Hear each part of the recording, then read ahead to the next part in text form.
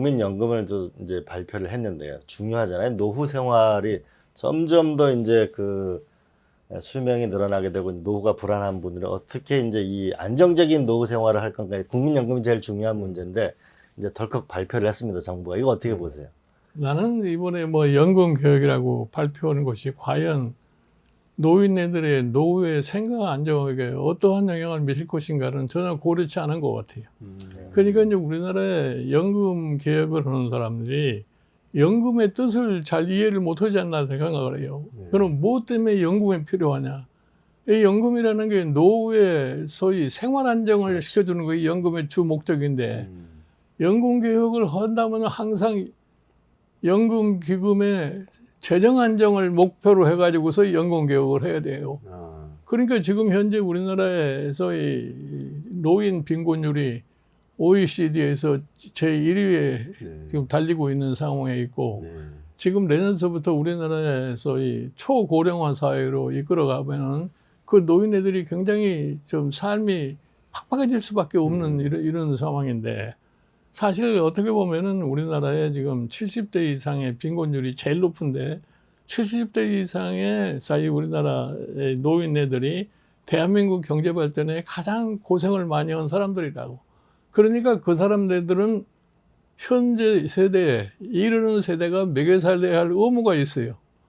미래 세대라는 것은 계속해서 있는 거예요. 지금 있는 세대가 노인을 먹여 살려야지 그 다음에 다음 세대에게 먹여 살려라가는 요구를 할 수 있는 건데 그 메커니즘을 떠나서는 연금이라는 것이 작동을 할 수가 없어요. 이게 고령화가 너무 진행돼서 지금 청년이나 그 다음 세대가 부담이 너무 많이 커지지 않냐. 이 얘기는 어떻게 그러니까 생각하세요? 그 문제는 뭐냐면은 우리가 지금 출생률이 얕아가지고서 인구 구조가 사실은 저희 노인하고 청년 이렇게 밑에 세대가 피라미드형을 형성했으면 그 문제가 없는데 지금 이 피라미드 형식이 역피라미드로 갈 수 있는 그런 현상이 지금 생겨나고 있는 거란 말이에요. 그래서 사실은 연금에 문제가 있는 건데 그러니까 사실은 정부는 소위 노후의 생계 안정을 위한 책임을 질 수밖에 없어요. 노인네들이 사실은 굶주리고 빈곤에 처져버리면 그 사회가 안정적인 사회라고 볼 수 있겠어요? 그러니까 국가가 그 책임 안 지면 누가 지겠어요? 그렇습니까? 그런 면에서 보게 되면은 이게 독일하고 프랑스는 국가가 연금에 지원을 하잖아요. 재정적 지원을. 우리는 이제 그 재정적 지원을 하지 않고 세액 공제만 하고 아니 있는데. 그러니까 국가가 지원을 안 한다고 그러는 건데 국가가 지원을 할 수밖에 없어요. 그러니까 나는 밤낮 뭐 연금이 몇 년 되면 고갈될 거다, 고갈될 거다 이따 소리 하는 거는 민간 생명보험을 갖다가 생각하는 사람들이 하는 소리예요. 정부가 법으로다가 이끌어가는 이 연금 제도가 돈이 없어지면은 정부가 재정에서 자연적으로 충당해 줄 수밖에 없는 거죠. 네, 그렇죠. 우리나라 같은 경우에는 약 9% 정도를 부담하는데 독일이 18%, 프랑스 15%인데 보면은 독일, 프랑스는 국가가 재정 보조를 하거든요. 아니, 그럼에도 불구하고 그렇게 올라오는 거예요. 그러니까 사실은 독일은 1957년에 연금 개혁을 했는데 그때 독일은 기금이 하나도 없어요.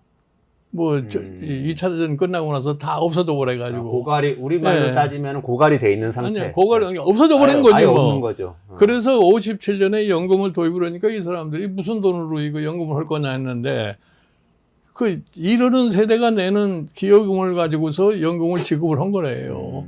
그러니까 사실은 이 공적연금의 운영 방식이라는 것이 자본 축적 방식, 부가 방식 두 가지가 있는데 자본 축적 방식 가지고는 제대로 운영이 안 돼요. 그렇죠. 그러니까 결국은 부가 방식이 우리나라 지금 연금 제도는 부가 방식이 같이 종합돼서 운영되는 연금인데, 그런데 사실은 뭐 사실 솔직하게 해서 민간 보험도 연금 가입자들만 한 세대의 연금 가입자들만 가지고는 민간 생명보험도 운영이 안 돼요.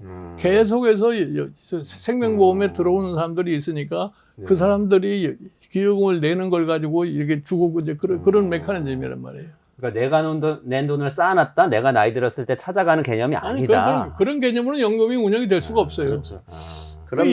쉽게 얘기하면은 옛날에 연금제도가 없을 적에 부모가 자식을 길렀기 때문에 자식한테 노후를 의존하는 그 똑같은 논리라고요. 그렇군요. 그게 가족 단위에서 공적 단위로 옮겨갔다고만 생각하면 되는 거지. 그러니까 네덜란드가 전 세계 그 연금이 제일 잘 돼 있다고 보는데 이제 공적 연금을 줘서 50년 이상 거주하게 되면 무조건 주고 소득에 상관없이. 그다음에 이제 직장 퇴직 연금을 안정적으로 주고. 네. 그다음에 또 하나가 마지막으로 이제 개인이 저금해서 그건 당연한 거죠. 연금주택. 이걸 세제 혜택을 왕창 주는 거죠. 그런 면에서 우리가 국민연금 아니 그러니까 우리가 지금 연금 개혁을 갖다가 하면 연금은 생활해요. 그 연금에서 받는 돈 가지고는 용돈밖에 안 되고 생활이 안 된다는 거 아니에요. 맞아요. 그러면은 개인이 저 평소에 자기 소득에서 저축을 통해서 미래를 갖다가 걱정을 하는 그런 메커니즘도 사실은 좀 정부가 만들어서 장려하는 그런 것을 해야 되는데 그런 거 없이 막연하게 뭐 연금교육 해가지고서 노인네들의 노후 생활을 보장하겠다는 게 말이 안 되는 소리죠. 결국은 이번에 국민의 결국은 제일 중요한 게 하나는 건강하게 사는 거고 하나는 뭐냐면 수명 100세 시대에 노후에 건강하면서도 그래도 경제적으로 불안하지 않게 사는 거지. 지금 노인 자살 1위잖아요. 이 문제를 한번 반드시 국가의 큰 설계를 가지고 극복할 필요가 있어 보입니다. 어쨌든 본인들이 낸 돈으로 찾아가는 식으로 해결하지 말고 국가가 재정을 투입하고 아니, 보장을 해야 한다. 아니, 이런 그러니까 말씀이신 거죠. 앞으로 이제 노인 유권자 숫자가 굉장히 늘어날 거 아니에요. 네. 그러면 이제 선거 때 되면 그 표가 굉장히 중요한 역할을 할 수밖에 없다고. 내가 사실은 지난번 2012년 박근혜 대통령 출마했을 적에 어떻게 하면 이 사람을 확실하게 당선시킬 수 있겠느냐 해서 내가 기초연금이라는 거를 도입하자고 했던 거예요. 네네네. 그래서 사실은 박근혜 대통령이 3.2%인가 차이로 승리했는데 거의 했더라고 봐요. 그때 경제민주화 얘기하고 복지국가 얘기하고 같이 하시면서 기초연금 20만 원 그때 도입됐죠. 알겠습니다. 연금도 저도 국가 책임을 강화하는 방식으로 좀 말씀해 당연히 주셨는데. 가능하죠. 네. 그건 뭐 가만 놔둬도 그렇게 안 할 수가 없을 거예요. 그리고 아까 말씀하셨듯이 실제로 저희 아버님 세대도 마찬가지지만 자식 키우는데 고생했고 그렇지. 대한민국 일으키는데 네. 고생했거든요. 근데 그분들을 건강 문제와 적어도 노후 생활의 안정성을 가져야 공동체가 유지된다고 봅니다. 저는. 그러면 이렇게 청년들 보험료 조금 깎아주겠다 이렇게 얘기하는 거는 세대 간에 좀 갈등을 그건 조장하는 거로 의미가 없는 얘기예요. 누가 그런 안을 내세는지 모르지만 아주 유치스러운 안을 얘기하는 거죠. 유치한 안을 이야기한 것이. 전 보건복지부 장관님이 보실 때